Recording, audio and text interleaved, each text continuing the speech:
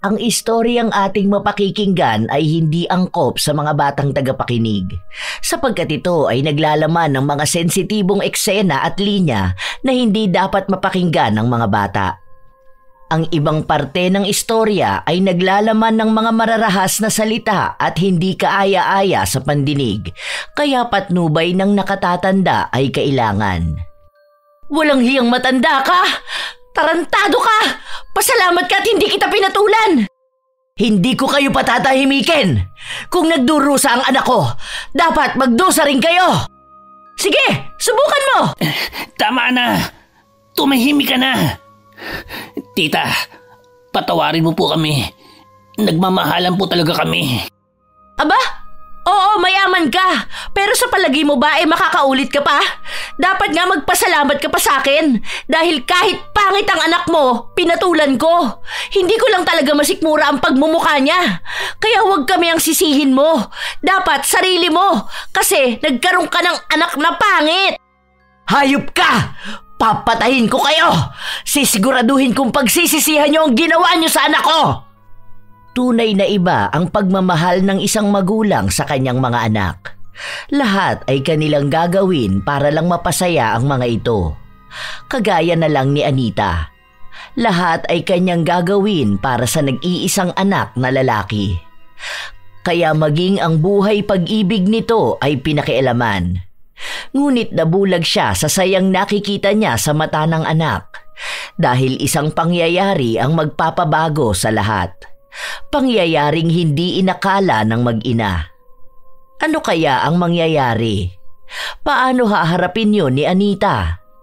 Ano-ano ang magaganap sa buhay nilang mag-ina sa pagdating ng pag-ibig ni Eman?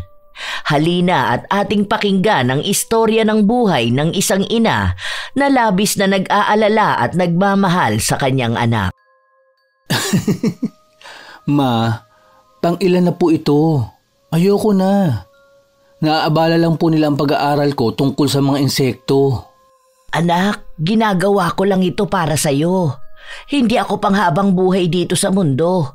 At ayokong maiwan kang mag-isa. Makinig ka sa akin. Hindi na ako bumabata. Hindi natin masasabi kung kailan bababawiin ng Diyos ang pinahiram niya sa aking buhay. Kaya mabuti na ang maging handa. Ma, mas malakas ka pa nga po sa kalabaw. Isa pa, mabuti po ang Diyos. Hindi niya po tayo pababayaan. Kaya naniniwala po ako na dadating din ang panahon na hindi ko na po kailangang hanapin ang magiging kabiyak ng puso ko. Dahil ibibigay po siya sa akin ng tadhana. Kaya umuwi na po tayo. Paano ka naman makakakilala ng iba? Lagi ka lang nakakulong sa laboratorio mo. Isa pa, gusto ko na ng apo. Aba Eman, gusto ko pang maalagaan ang mga magiging apo ko. May punto rin si tita. Minsan kailangan mo rin lumabas ang lungga mo. Paano mo nga naman makikita ang destiny mo kung nakakulong ka lang palagi? Kinampihan mo na naman si Mama. Lumalabas naman tayo minsan ah. Lumalabas nga lang tayo kapag bibili tayo ng mga gamit mo o kaya may kukuhanin kang package. Ay, mabuti pa si Israel na iintindihan ako. Si Mama naman. Huwag ka na po malungkot tita dahil malapit na po ang piyesta sa amin. Ipapaalam ko po sana sa inyo mamaya na isasama ko si Emil. Para naman po may ibang environment niya. Magandang ideya yan. Sige, ihahanda ko ang budget nyo. Ipapaayos ko na rin ang mga gamit niya. Kailan ba ang punta nyo? Piyesta? Hindi pa naman ako pumapayag ah. Huwag ka nang kumontra. Sisiguraduhin ko marami kang makikitang insekto doon na wala dito sa Maynila. Talaga? Sige, sasama ako. Very good. Masayang-masaya si Anita nang marinig niya ang pagpayag ng kanyang anak na sumama sa kababata nito at tumayong kuya na rin niya. Dahil si Israel ay isa sa mga nabigyan niya ng pagkakataong makapag-aral noon. At kahit nga nakapagtapos na ito ay hindi pa rin ito iniwan ng kanyang anak. Dahil doon ay mas lalo siyang nagtiwala sa binata. Lumipas lang ang 1 linggo at umalis na nga ang dalawa. Dala nila ang kotse ni Eman ay tinungo nila ang Nueva Ecija na siyang probinsya ni Israel. Sigurado akong masaya ang bakasyon mo rito. Marami ba talagang kakaibang insekto sa inyo? Oo naman. Hindi lang insekto ang marami sa amin, kung hindi pati magagandang babae. Kuya Israel, alam mo naman na wala akong interes sa mga ganyan. Totoo ba? Bata pa lang ako, kilala mo na ako. Kahit kailan, hindi ako nagkagusto sa isang babae. Ang weird mo talaga. Sandali. Oo nga no. Simula noon wala ka pang naging crush man lang. Umamin ka nga. Wala ka ba talagang interes sa babae? O lalaki ang gusto mo? Ano? Mas wild pa palang imagination mo sa akin, Kuya Israel. Hindi ako bakla. Talagang wala lang nakakakuha ng interes ko. Isa pa, wala rin namang magkakagusto sa itsura ko. Mayaman naman kasi kayo. Bakit hindi mo na lang ipatanggal ang malaking balat mo sa mukha? Hindi na. Para saan pa? Sanay na ako sa balat sa mukha ko. Isa pa, paniguradong matagal akong hindi makakagawa ng mga experiment at mga observation sa mga insekto. Sayang lang ang oras. Para saan ba ang ginagawa mo? Plano ko kasing makagawa ng mga produkto gamit sila. Malay mo, yun pala ang ikayaman ko. At saka, curious din ako kung bakit sila nandito sa ibabaw ng mundo. Ano-ano ba ang uses nila? Ganun. Ha? Hay nako, hindi ko talaga maabot ang utak mo. Masyadong mataas. Grabe ka naman. Hindi naman ako ganun katalino. Maiba ako. Malayo pa ba tayo? Malapit na. Pero pagdating doon, magpapahinga muna tayo. Tapos bukas ng maaga tayo pumunta sa bukid para maghanap ng mga insekto mo. Sige. Ilang sandali pa, nakarating na sila sa bahay ni na Israel. Bagamat hindi mansyon ang bahay ng mga ito, ay masasabing malaki na rin naman ang bahay nila na gawa sa semento ngunit walang pintura. Iba sa mga bahay na nakita ni Eman habang papasok sila sa barangay nito. Malawak din ang bakuran ng pamilya nila. Mainit naman silang sinalubong ng mga magulang ni Israel. Dahil ang ina ng binata ang tumulong sa mga ito na makapagpatayo ng maayos na bahay. Si Anita rin ang nagpaaral kay Israel. Kaya para sa mga magulang ng lalaki, dapat na itrato nila ng tama ang kakaibang anak ng ginang. Kinabukasan ay maagang ang gumising ang dalawang binata. Tinungo nila ang bukid na hindi naman kalayuan sa bahay ni na Israel. Ang lamig pala ng hangin dito pag ganitong oras. Fresh air pa. Kaya masarap din mamuhay sa probinsya eh. Mukhang makakarami nga ako ng makikitang insekto dito.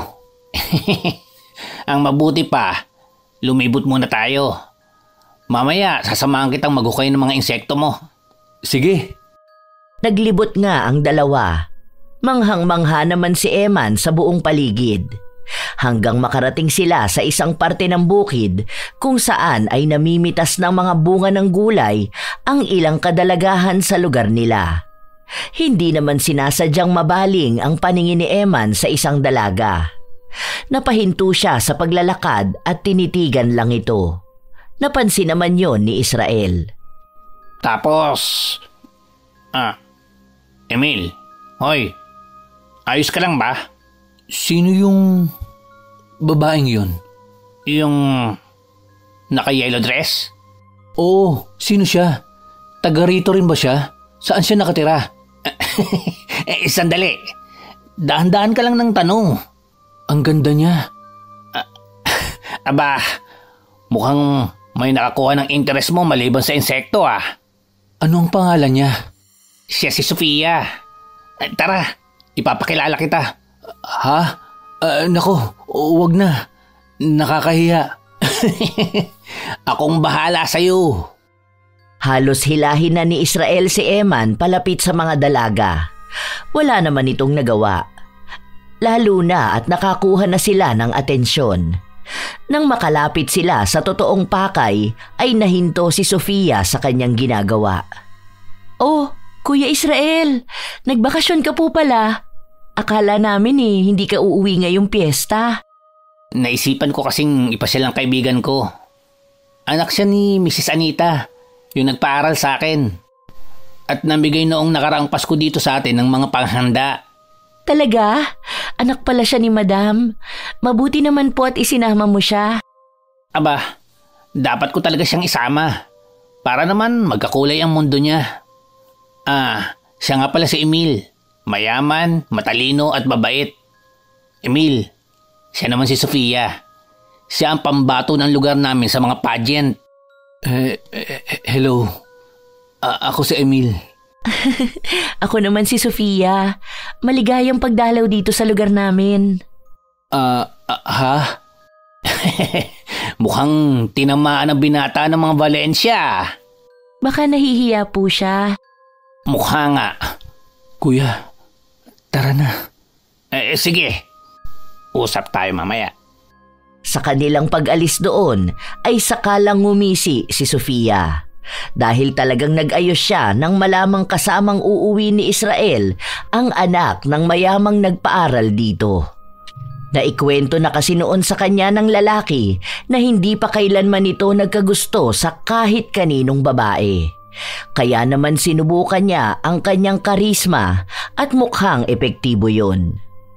Habang ang dalawang binata naman ay lumayo na sa kanila at nagsimula ng maghanap ng mga insekto. Pagsapit ng gabi ay masinsina namang kinausap ni Eman si Israel. Mukhang ang lalim ng iniisip mo . May problema ba? Hindi ka ba natuwa sa dami ng nakuha nating mga insekto? Masaya. Bakit ang lalim ng buntong hininga mo? Ano ba ang gumugulo sa isipan ng isang Emil Valencia? Ngayon ko lang din kasi naramdaman ito. Kaya hindi ako sigurado. Tungkol ba kasi saan? Baka makatulong ako. Kilala mo naman ako, di ba? Wala akong hindi kayang gawin. Kanina, doon sa may bukid. Anong mayroon sa bukid? Yung dalagang ipinakilala mo sa akin, si Sofia. Nang makita ko siya kanina, parang biglang kumabog ang dibdib ko. Isa pa, hindi na rin siya mawala sa isipan ko. Ito ba ang sinasabi ninyo sa akin ni Mama noon na attraction? Tinamaan ka kay Sofia. Well, hindi naman nakakapagtaka yun. Dahil maganda naman talaga siya. Pero kawawa ang pamilya nun. Sobrang hirap ng buhay nila. Kaya hindi rin nakapagtapos sa pag-aaral si Sofia. Ganun ba? Bakit hindi sila lumapit noon kay Mama?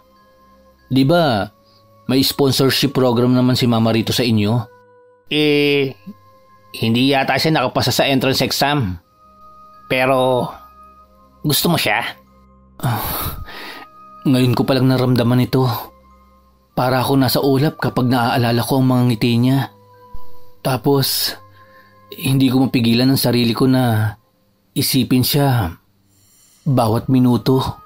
Yahoo! Binata ka na! Ano? Liligawan mo ba? Gusto mo tulungan kita? Ha? Ligaw? Nako, huwag na lang. Natatakot ako na baka hindi niya rin ako magustuhan. Ang ganda niya. Ang pangit ko naman. Dahil sa balat ko sa mukha. Ano ka ba naman? Hindi pa nga nagsisimulang bakbakan, sumusuko ka na. Isa pa, madali lang palambutin ang mga babae. Talaga?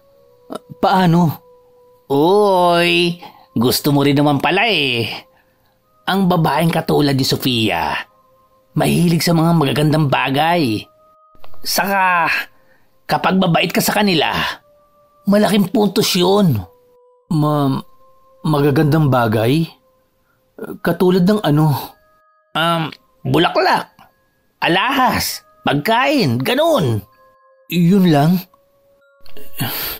Pero sa tingin mo ba magugustuhan niya ako? Kahit ganitong itsura ko? Oo naman.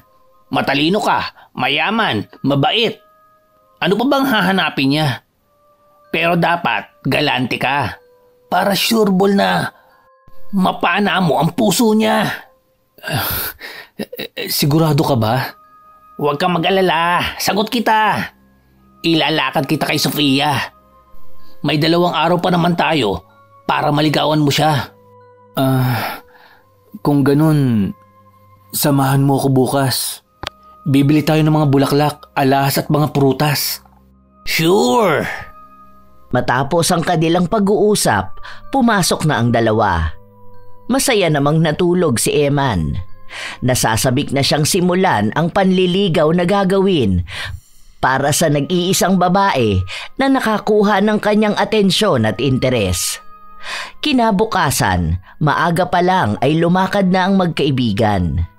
Totoong bumili sila ng gintong alahas, bulaklak at mga prutas. Pagkatapos nun ay tinungo na nila ang tahanan ni na Sofia. Labis na naawa si Eman nang makita ang bahay ng dalagang kanyang napupusuan. Tagpi-tagpi lang yun. Maliit at mukhang hindi kakayanin kapag humangin ng malakas. Napaisip tuloy ang binata kung anong tulong ang kanyang gagawin para sa pamilya ng dalaga. Nasa ganoong pag-iisip siya nang biglang lumabas si Sofia. Kuya Israel? Eman? Anong ginagawa niyo rito? Kilala mo ko? Pinakilala ka sa akin kahapon ni Kuya Israel, di ba? Oo nga pala. Para nga pala sa'yo. Ha? Para sa akin? Hindi ko naman kaarawan ngayon Kunin mo na. Manliligaw ang boss ko sa'yo. Kaya maiwan ko muna kayo. Nasaan nga palang tatay mo? Makikipagkwentuhan muna ako. Nasa likod po, nagsisibak ng kahoy. Oh, maiwan ko muna kayo Ikaw na munang bahala sa kaibigan ko Iiwan mo ko? Ano ka ba? Iiwan ko muna kayo. Para magkakilala kayo ng mabuti. Huwag mo sabing natatakot ka kay Sofia. Huwag kang matakot sa akin. Hindi naman ako nangangagat Hindi naman yun ang ibig kong sabihin Tara sa loob. Nagkape ka na ba? Hindi pa. Ipagtitimpla kita ng kape. Oo nga pala, salamat sa mga regalo mo. Namula naman si Eman nang ngitian siya ng matamis ni Sofia. Hindi niya rin namalayang nakatulala na pala siya sa dalaga. Natauhan na lang siya nang hilahin siya ng dalaga papasok sa loob ng bahay nito. Pagpasok ay pinaupo lang siya ng dalaga at nagmamadali itong nagtungo sa kusina. Kaya nagkaroon ng pagkakataon ng binata na malibot ang kanyang paningin. Labis na awa ang kanyang nadama nang makita ang kalagayan ng bahay ng mga ito. Maliit lang yon, kapansin-pansin din na halos walang gamit doon. Ilang sandali pa ay dumating na si Sofia na may dalang isang tasa ng mainit na kape. Magkape ka muna. Salamat. Ang galante mo naman, Eman. Mahal ang mga gintong alahas. Ngayon lang ako nagkaroon ng ganito. Tapos may bulaklak pa at prutas. Nagustuhan mo ba? Sinong hindi magugustuhan ng mga ito? Maraming salamat dito Masaya akong marinig na nagustuhan mo ang mga regalo ko. Nais ko sanang ligawan ka. Yun ay kung ayos lang sa'yo. Bakit naman hindi ako papayag? Sa lahat ng manliligaw ko, ikaw lang ang nagregalo sa akin. Hindi malaman ni Eman ang kanyang sasabihin para magtuloy-tuloy ang kanilang pag-uusap. Nahihiya pa rin kasi siya sa dalaga. Hindi niya rin maiwasang titigan ito sa mukha. Mukhang naramdaman naman ni Sofia na nahihiya pa ang binata. Kaya siya na ang nagbukas ng usapan. Oo nga pala. Taga Maynila ka, di ba? Maganda ba ron? Oo, taga Maynila ako. Pero hindi naman ako masyadong lumalabas ng bahay. Hindi ka pa ba nakakarating doon? Mahirap lang kami. Wala ring dahilan para pumunta ako ng Maynila. Gusto mo bang makarating ng Maynila? Kung magkakaroon ako ng pagkakataon, bakit hindi? Gusto ko nga ring maghanap ng trabaho. Sabi kasi nila, malaki ang sahod doon. Hindi sa lahat. Nagpatuloy lang ang dalawa sa kanilang pag-uusap. Hindi na rin nila namalayang inabot na sila ng tanghali. Kung hindi pa bumalik si Israel at inaya siyang umuwi, ay tila hindi niya mapapansin ang oras. Parang ayaw na nga niyang matapos pa ang kanilang pag-uusap ng dalagang itinatangi. Pero wala siyang magawa. Nahihiya rin siya sa magulang ng dalaga. Sa kanilang pag-uwi ay kinausap niya si Israel tungkol sa isang tulong na nais niyang ibigay sa pamilya ni Sofia. Kuya, sa palagay mo ba papayag si Mama na tulungan ko sila Sofia? Anong klaseng tulong? Gusto kong ipaayos ang bahay nila. Kahit simple lang. Lalo na at nalalapit na naman ang tag-ulan. Mukhang malaki ang tama mo kay Sofia. Sa bagay, maganda si Sofia. Panalo talaga kapag sinagot ka niya. At malakas ang pakaramdam ko na sasagutin ka niya. Talaga? Oo naman. Naputol ang kanilang pag-uusap nang tumunog ang cellphone ni Eman na nasa kanyang bulsa. Hindi na niya tiningnan pa kung sino ang tumatawag, sapagkat tanging ang kanyang ina at si Israel lang ang nakakaalam ng kanyang numero. Hello, Ma. Napatawag ka po. Namiss mo na po ba kami? Hello po, tita. Aba, mukhang ang sigla yata ng anak ko Siguro sandamakmak na naman ang insekto na nakuha mo. Tita, binata na po si Emil. Marunong nang manligaw. Kuya Israel. Talaga? Sa wakas, dyan mo lang pala matatagpuan ang babaeng magpapatibok ng puso mo. Kung alam ko lang, lagi tayong nagpupunta sa Nueva Ecija. Ma naman. Bakit ka nga po pala napatawag? Wala lang.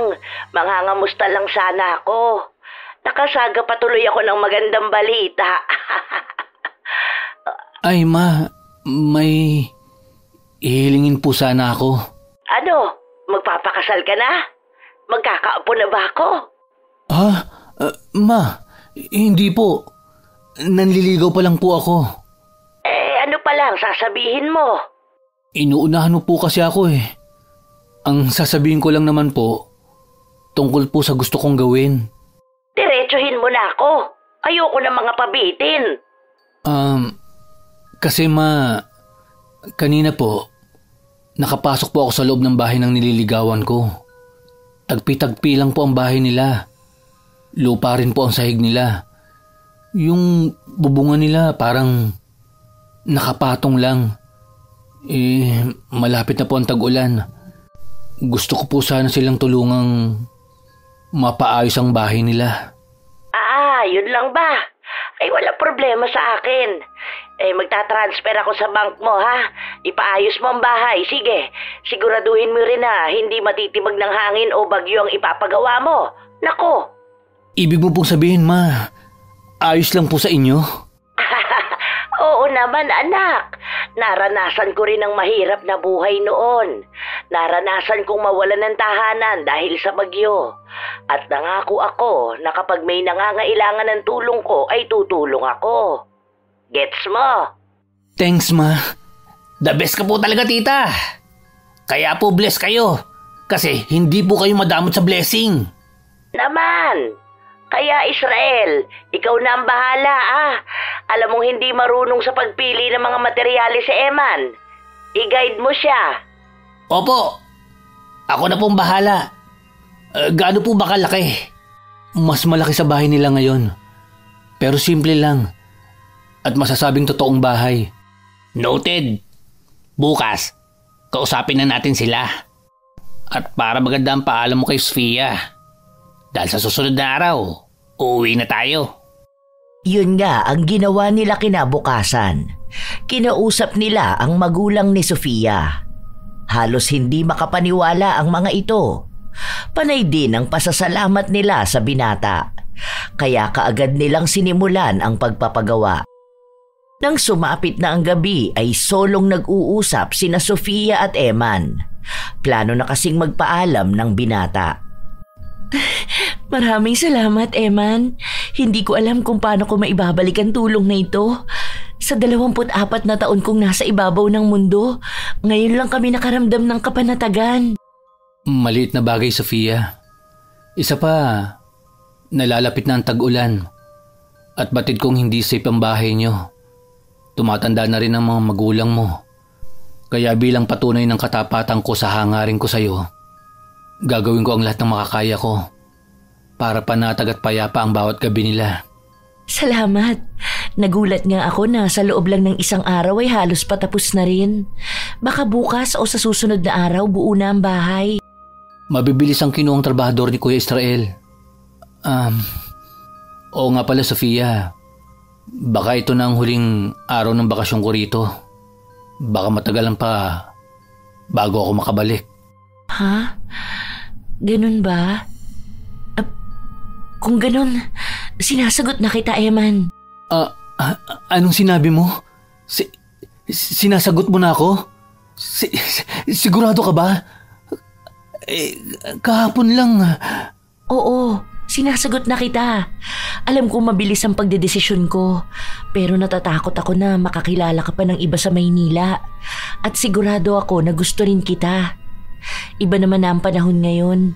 Hindi na uso ang matagalang ligawan. Ano kaya kung sumama ka na lang sa amin sa Maynila?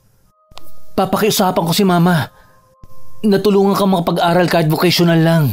Ha? Talaga? Yun ay kung papayagan ka ng mga magulang mo. Oo naman. Napakaswerte ko talaga at nakilala kita. Niyakap ni Sofia si Eman ng mahigpit. Bagamat nagulat ang binata ay ginantihan niya ang yakap na yon ng kanyang nobya. Yun naman ang inabutan ni Israel. Hoy, lovebirds! Kakain na tayo! Opo, nandyan na. Tara, ipapaalam kita sa mga magulang mo. Masayang pumasok ang mga ito sa dating bahay ni na Sofia na tagpi-tagpi. Hanggat hindi pa natatapos ang pagtatayo ng bagong bahay ng mga ito, ay hindi na muna pinatatanggal ni Eman ang bahay. Nang nasa hapag na sila, ay hindi na nag-aksaya ng panahon ang binata at ipinaalam sa magulang ng kanyang nobya ang kanilang pinag-usapan. Kaagad namang pumayag ang mga magulang ng dalaga. Kaya naman kinabukasan, bumiyahe pa uwi ang mga binata kasama ang dalaga. Hi! Welcome home, boys! Kumusta ang bakasyon? Hello po, tita. Ma. Oh, may kasama pala kayo. Ma, siya po pala si Sofia. Girlfriend ko po. Girlfriend? Hello. Ako ang mama ni Eman. Hello po. Kumusta po kayo?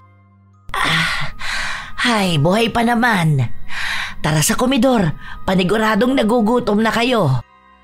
Sumunod naman sila kay Anita. Hindi naman mapigilan ni Sofia na ilibot ang kanyang mga mata. Labis siyang namangha sa bahay nila Eman. Bukod sa maganda, ay talaga namang napakalaki nun. Palihim siyang napangiti dahil alam niya na naka-jackpot siya kay Eman. Bagamat hindi ito gwapo ay mayaman naman. Simula ng araw na yon ay doon na nanirahan si Sofia. Habang si Israel naman ay bumalik sa probinsya para matapos ang pinapagawa ni Eman na bahay. Babe, hinahanap ka ni Mama. Ha? Bakit? May nagawa ba akong mali? Ano ka ba? Wala kang nagawang mali. Kakausapin ka lang ni Mama. Huwag ka mag-alala. Mabait ang mama ko. Samahan mo ko. Sige ba? Tara na. Magkasamang bumaba mula sa ikalawang palapag ang magkasintahan. Nakita nilang nakaupo si Anita sa mahabang sofa na akala mo ay isang aristokrata. May balita ako para sa iyo, Sofia. Nakausap ko na ang eskwelahan. Sa susunod na taon ay papasok ka na. Kaya dapat ngayon pa lang ay matuto ka ng manamit ng maayos. Hindi uubra ang pormahan mo rito sa Maynila. Ayokong mabuli ka at ayokong mapaaway ako. Opo, magbihis ka. Mamimili tayo ng kaunting damit mo. Dapat masanay ka na sa mga damit na yon. Napakaganda mo pa namang bata. Sige po. Nagmamadaling tumakbo pabalik sa kanyang kwarto si Sofia. Mabilis siyang nagbihis ng damit, habang si Emma naman ay masayang nakikipag-usap sa kanyang ina. Ma, salamat po sa support niyo sa amin ni Sofia. Ano ka ba naman, anak? Siyempre susuportahan kita. Ngayon ka na nga lang nagmahal kukontra pa ba ako? Salamat po talaga. Kung samahan mo kaya kaming mamili? Hindi na po. May kailangan pa po akong pag-aralan O sige. Mabuti na lang talaga at matyaga sa'yo si Sofia. Nako, lagi ka na lang walang oras sa mga ganito. Babawi na lang po ako next time. Ilang sandali pa, bumaba na si Sofia. Nakasuot lang ito ng jeans na maluwag at plain na blouse. Napapabuntong hininga na lang si Anita sa nakikitang itsura nito. Dinala niya sa isang mall ang nobya ng anak at binilhan ito ng mga bagong damit na babagay sa itsura nito. Nang makabili na sila ay umuwi na rin sila. Pinasuot na rin ng ginang ang isang bestida. Kaya pagdating sa malaking bahay ay natulala si Emma nang makita ang nobya. Ano sa palagay mo, anak? Nagustuhan mo ba ang suot ko? Napakaganda mo talaga. At bagay na bagay sa iyo ang suot mo. Ang galing talaga ng mata ko sa pagpili ng damit, ano? Salamat po, Ma. Maraming salamat po, Mrs. Valencia. Tawagin mo na lang akong mama. Naging masaya naman ang kanilang mga sumunod na araw. Nakabalik na rin si Israel galing probinsya. Lumipas pa ang mga araw at naging masaya naman sila. Lalo na si Eman. Anak, pwede ba kitang makausap?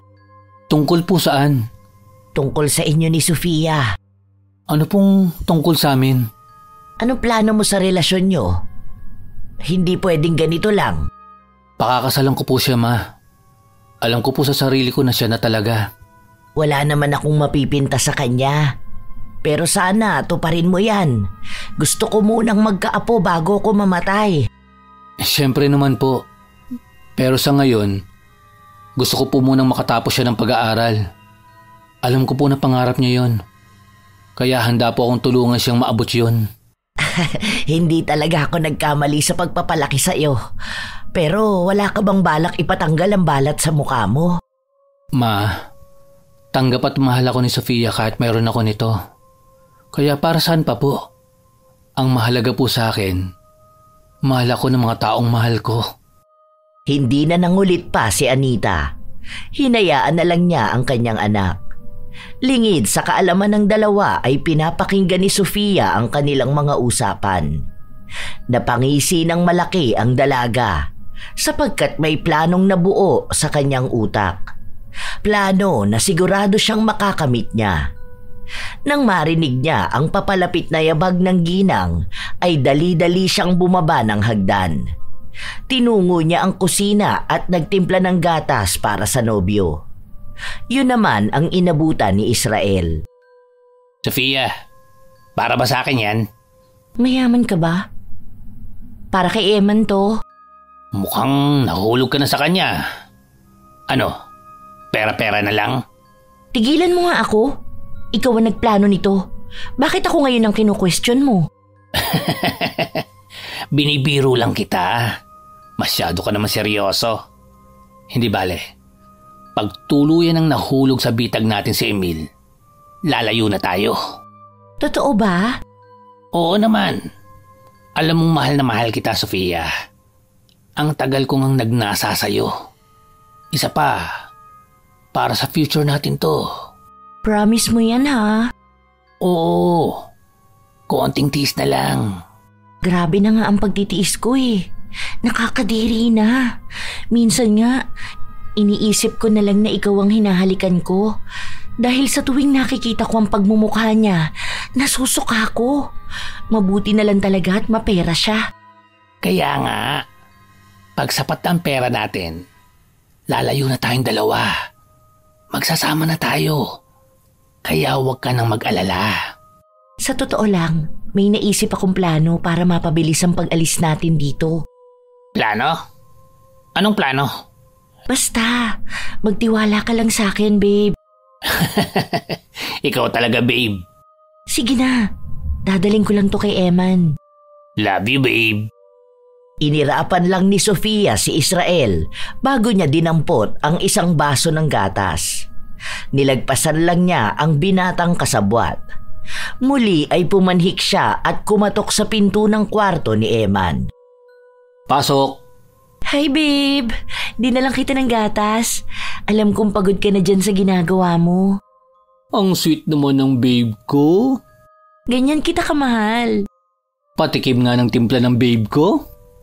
Tinungga ni Eman ang gatas na tinimpla ni Sofia. Mabilis niyang inubos yun at nakangiting inabot muli sa nobya ang basong wala ng laman. Masarap ba? Sobra. Mas lalong lumaki ang pagkakangiti ni Sofia nang makita niyang ininom nga ni Eman ang gatas na kanyang dala. Sa isip-isip niya ay sigurado na ang kanyang tagumpay. Ilang sandali lang ay biglang nagbago ang ekspresyon ng mukha ni Eman. Para itong hindi komportable at init na init. Tumalab na ang gamot na nilagay ko. Mabilis lang pala. Babe, pwedeng makisuyo? Palakas ako ng aircon. Parang biglang uminit eh.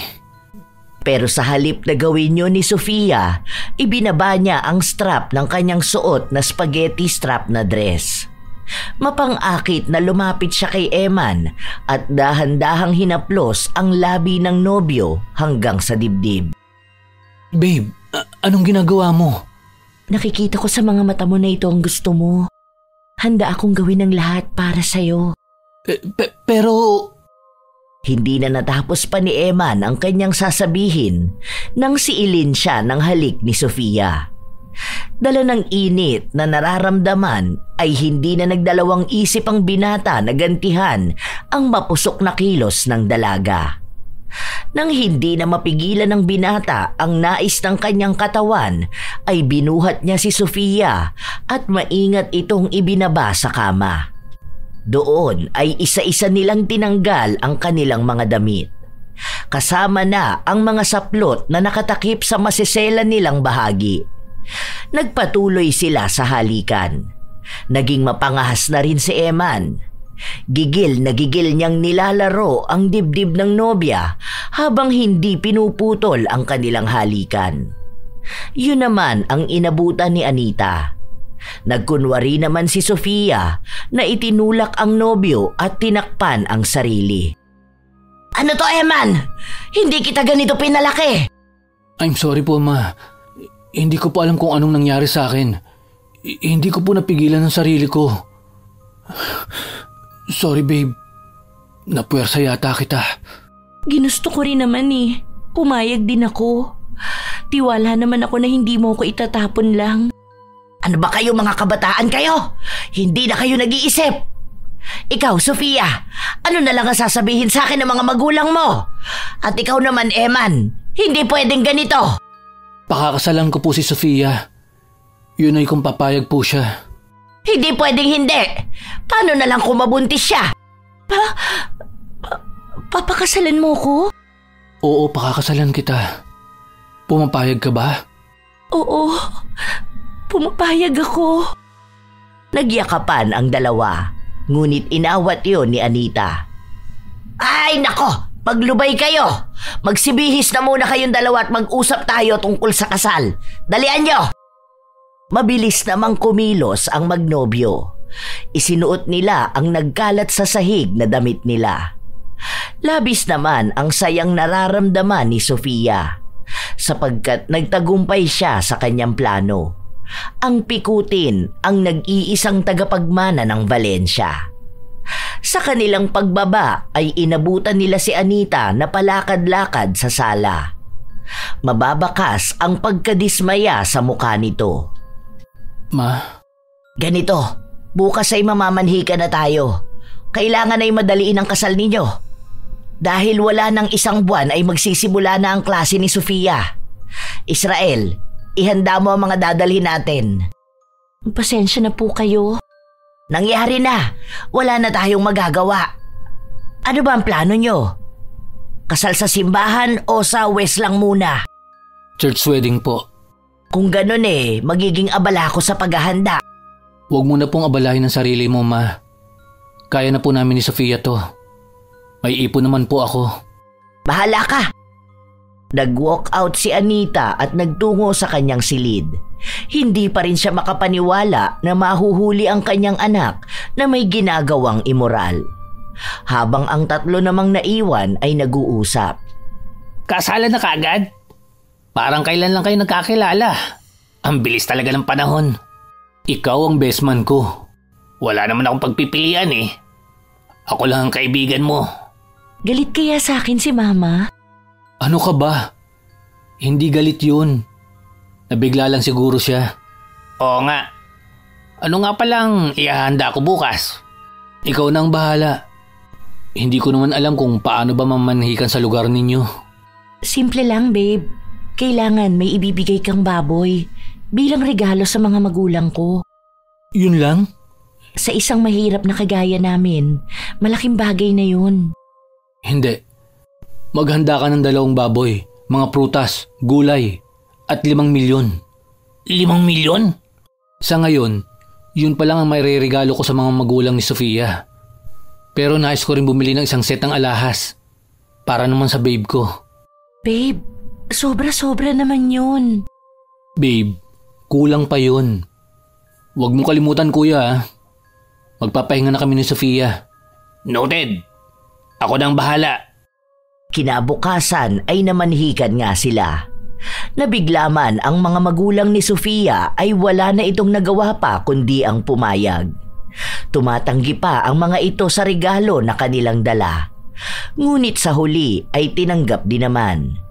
Lumipas pa ang mga araw at labis na naging abala ang mga ito para sa kasal ng magkasintahan.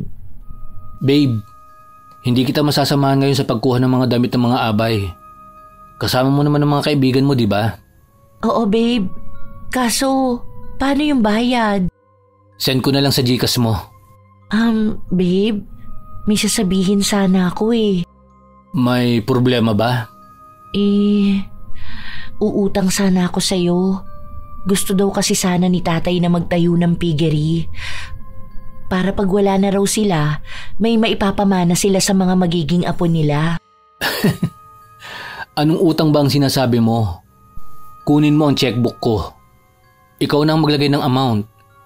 At sa'yo ko na lang ipapangalan. Talaga, babe? Naku, maraming salamat. Kaya mahal na mahal kita eh. I love you. I love you more. Nagyakapan ang dalawa. Pagkatapos ay nagmamadaling umalis si Sofia. Lingid sa kaalaman ni Eman ay nabudol siya ng kanyang mapapangasawa. Sapagkat hindi naman totoo ang sinabi nitong nanghihiram ang kanyang mga magulang. Isa yon sa kanyang plano para sa pagtakas nila ni Israel. Ngunit totoong kukunin niya ang mga damit para sa abay. Yun naman ang inuna niya. Bago siya nagpunta sa bangko at ipinasok sa bank account ni Israel ang mahigit sa 10 milyon. Pagkatapos nun ay nakipagkita siya sa kasabwat at naghotel sila.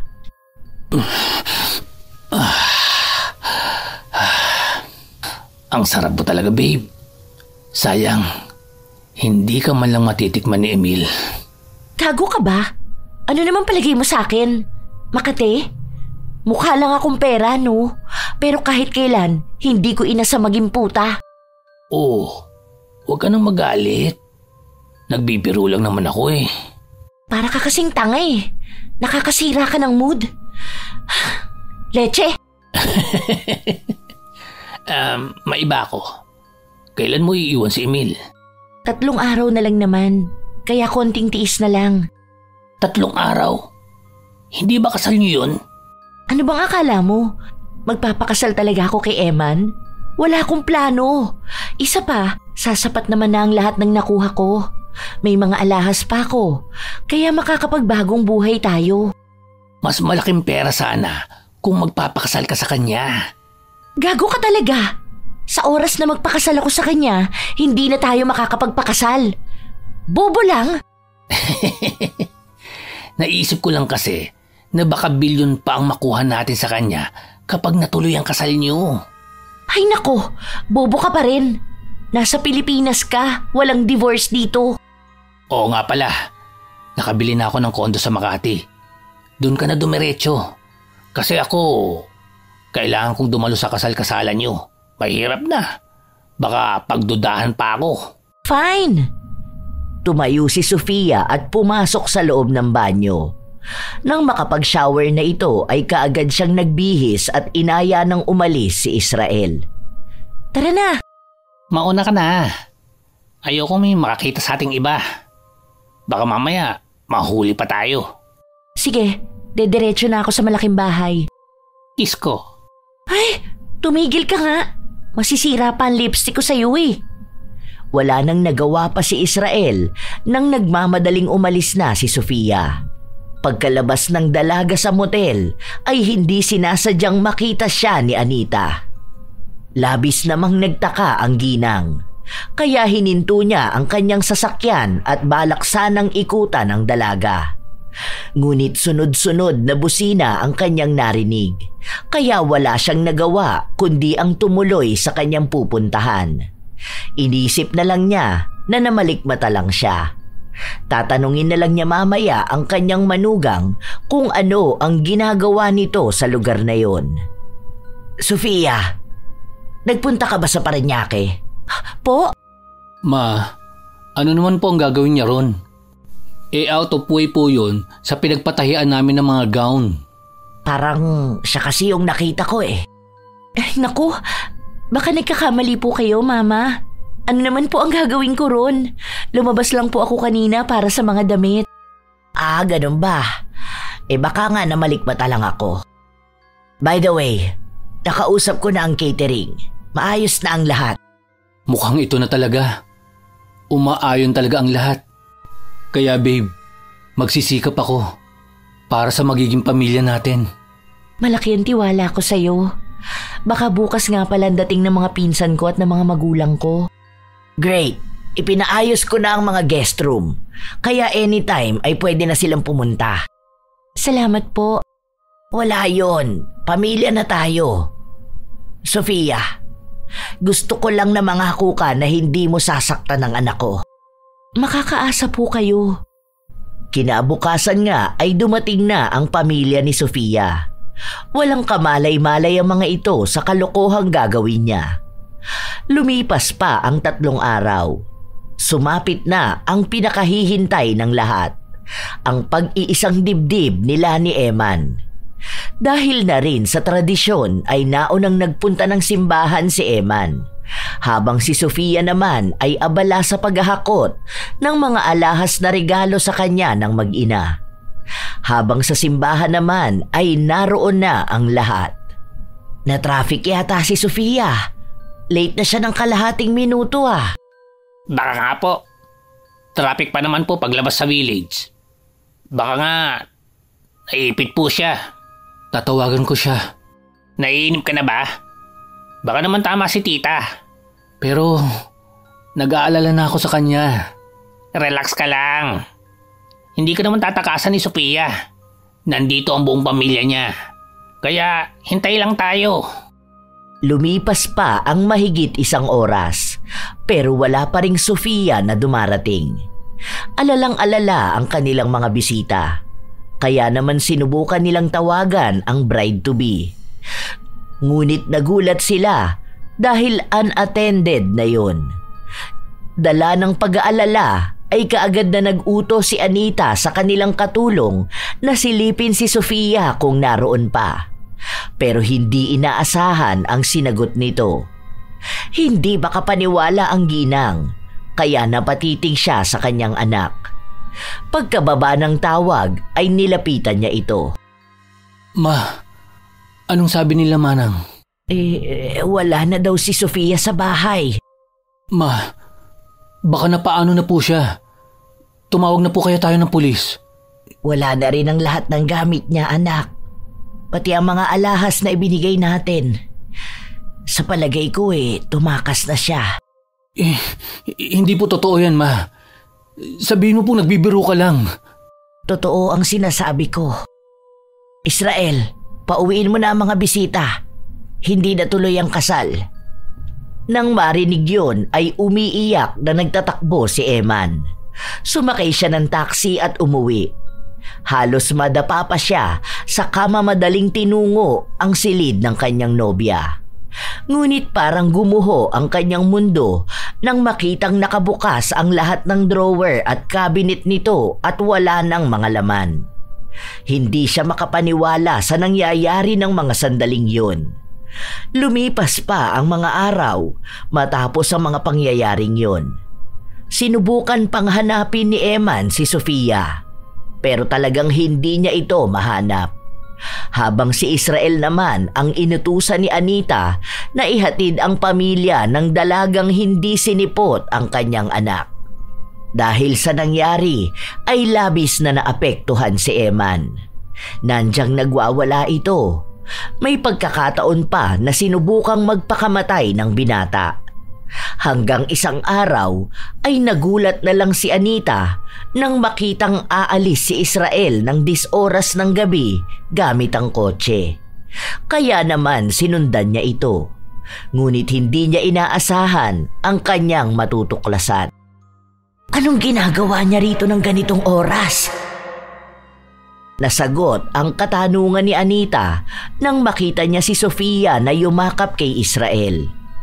Labis siyang nabigla. Kaya naman dahan-dahan siyang bumaba sa kanyang sasakyan at nagtago sa isang puno na malapit sa dalawa. Doon ay pinakinggan niya ang usapan ng mga ito. Babe, ano ba ang meron? Anong oras na? Pinapunta mo pa ako rito. Alam mo namang nag-iingat ako sa bawat galaw ko sa bahay. Paano na lang kapag nalaman nilang magkasabwat tayo? Praning ka lang. Pinapunta nga pala kita rito para hiramin ang card mo. Nando naman ang pera ko Aanhin mo naman ang card. Nagugutom ako. Gusto ko kumain ng masarap. Namiss mo lang yata akong kainin Pwede. Mukha na mismo na rin ang pagkain mo sa akin. Hindi na nakapagpigil pa si Anita at walang pagdadalawang isip na sinugod niya si Sofia. Dinamba niya ito at saka sinabunutan. Labis namang nagulat si Israel sa biglaang pagsulpot ng ginang. Nang matauhan siya ay saka lang niya sinubukang awatin ang mayamang babae. Ngunit hindi nagpaawat si Anita. Pinanggigilan pa niya si Sofia at minura-mura ito. Tangina ka! Ang landi mo! Paano mo nagawa sa anak ko to? Papatayin kita! Putsang matanda ka! Bitiwan mo ako! Bitiwan mo ako! Aray! Tarantado ka! Gago! Tama na po. Ang kakapal ng mga pagmumukha niyo! Binihisan ko kayo! Tapos ganito pa ang ginawa niyo sa anak ko! Nagmamahalin po kami. Bobo ka talaga! Tulungan mo kaya ako!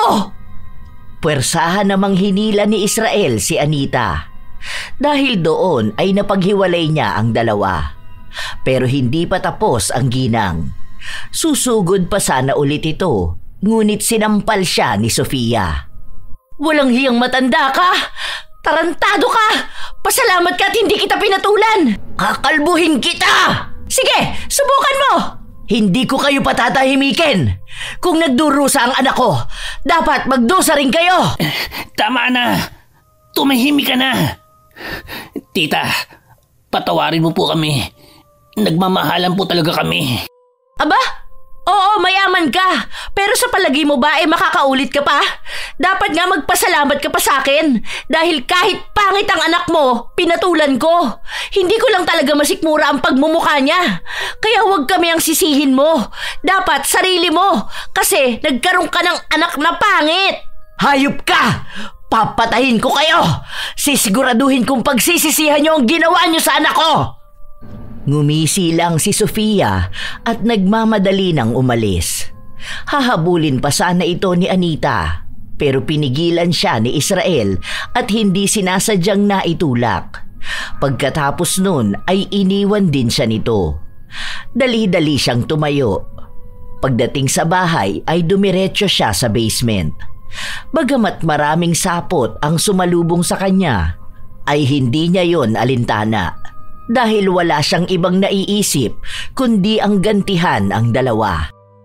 Kung akala nyo nanalo na kayo, pues ipapamukha ko sa inyo na nagkamali kayo ng kinalaban. Akala ko hindi ko na magagamit ang kakayahan ko. Matapos ko makaganti sa mga taong pumatay sa asawa ko. Pero mukhang kayo pa ang naging daan para bumalik ako sa gawain ito. Pagdating sa pinakababa ng basement ay kaagad na nilapitan ni Anita ang isang baul na punong-puno na ng alikabok. Mula doon ay naglabas siya ng 2 itim na kandila at mga garapong naglalaman ng iba't ibang hayop. Kinuha niya rin ang libro. Pagkatapos ay inangat niya ang sapin sa harap ng baul. Doon ay tumambad sa kanyang harapan ang isang bilog na may simbolo sa gitna na nakaukit. Humanda kayo! Sinindihan niya ang 2 kandila. Itinirik niya yon sa kanyang harapan. Pagkatapos ay binuklat niya ang kanyang libro at malakas na binasa yon. Matapos mabasa ang nakasulat sa libro, ay malakas na binanggit niya ang buong pangalan ng 2 taksil. Habang ang 2 naman ay nagtatalo dahil sa nangyari. Tarantado ka! Pinabayaan mo ako! Gago! Wala kang bayag! Hinayaan mo ang gurang na yun na sabunutan ako! Anong gusto mong gawin ko? Saktan ko nagpaaral at nagbihis sa akin. Isa pa, gumanda ang buhay ng pamilya ko dahil kay Tita Anita. At sa nangyari kanina, akala mo ba'y makakapasok ka pa sa buhay nila? Ang tanga-tanga mo! Hindi mo man lang namalayang nasundang ka niya? Sumusobra ka na! Aray! Ang sakit ng tiyan ko! Hindi mo ako maloloko! Mokong na to! Gagawin pa akong kagaya niya! Buisit! Makaligo na nga lang! Pagpasok ng banyo ay plano sanang maghilamos ni Sofia. Pero nagulat siya nang makita ang kanyang refleksyon. Nagbabalat ang maganda niyang mukha. Hindi lang siya basta nagbabalat dahil may mga puting uod din na gumagapang doon. Kaya naman sumigaw siya ng malakas. Ngunit walang Israel na lumapit. Kaya tumakbo siya palabas ng banyo. Doon ay inabutan niya ang walang malay na binata. Lumolobo rin ang mga paa at kamay nito. Dahil laki siyang probinsya ay may duda na siya kung ano ang nangyayari sa kanila. Kaya naman tinawagan niya ang kanyang pamilya at pinapahatid sa mga ito ang magaling na albularyo sa kanilang lugar. Iyon ay si Lolo Dencio. Lumipas pa ang halos 1 oras at dumating na rin ang matanda. Gising na rin si Israel. Salamat naman at dumating ka na. Gamutin mo na kami. Kararating ko lang. Hindi ko kayo basta pwedeng gamutin. Dahil walang saysay kung hindi natin alam kung sino ang ating kinakaharap. Ang dami mo pang sinasabi. Dalian mo na nga lang. Saka kilala ko kung sinong may gawa sa amin ito. Iisa lang naman ang nakaaway namin eh. Kung ganon, sabihin mo sa akin ang pangalan. Si Mrs. Valencia. Ano ang ginawa niyo sa kanya? Paano niyo nagalit ang isang mabait na taong kagaya niya? Wala ka ng pakiron. Ang mabuti pa, gamutin mo na kami. Pasensya na. Mukhang hindi ko kayo matutulungan. Malaki ang utang na loob ko sa ginang. Siya ang dahilan kung bakit buhay pa ako. Kaya, ipagpaumanin niyo. Leche! Sinayang mo ang oras ko! Kung wala ka palang maitutulong, umalis ka na rito! Walang silbi! Nagkamali kayo ng binangga. Wala kang pake! Sa tingin ba niya natatakot ako? Isa pa, makakahanap din kami ng makakagamot sa amin. Hindi lang naman ikaw ang albularyo sa mundo. Bahala ka! Huwag mo akong sisisihin kapag may nangyaring masama sa inyo ng kasabwat mo. Sa pagtalikod ng matanda ay naghihiyaw na naman si Israel sa sakit ng kanyang tiyan. Nagtutubig na rin ang pamamaga ng kanyang paa at kamay. Kasunod nun ay ang paglobo ng tiyan ng binata. Habang si Sofia naman ay hindi na napapansing unti-unting nalulusaw ang kanyang mukha.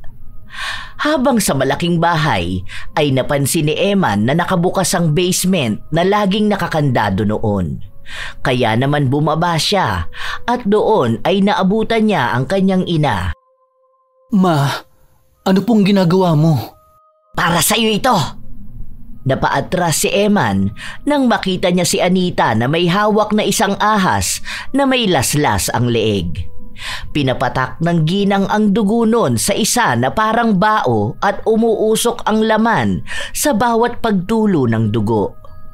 Pagkatapos ay bigla na lang umapoy yun. Kasabay nun ay ang pangingisay ni Israel. Labis namang nataranta si Sofia. Hayop na buhay naman to! Hoy! Israel! Tumayo ka dyan! Kailangan natin maghanap ng magaling na albularyo! Ngunit hindi talaga makatayo si Israel sapagkat lumobo na ng napakalaki ang tiyan, paa at kamay nito. Ilang sandali pa ay sumabog na lang bigla ang mga paa at kamay ng binata.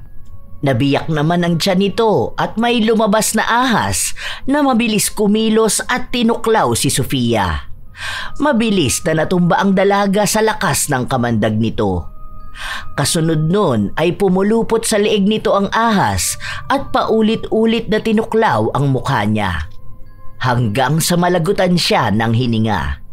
Magkaganon pa man ay wala kahit maliit na pagsisisi siyang nararamdaman. Habang sa malaking bahay ay labis namang natuwa si Anita. Sa wakas ay tapos na. Hindi ko inakala na matatapos ito ng ganito kadali.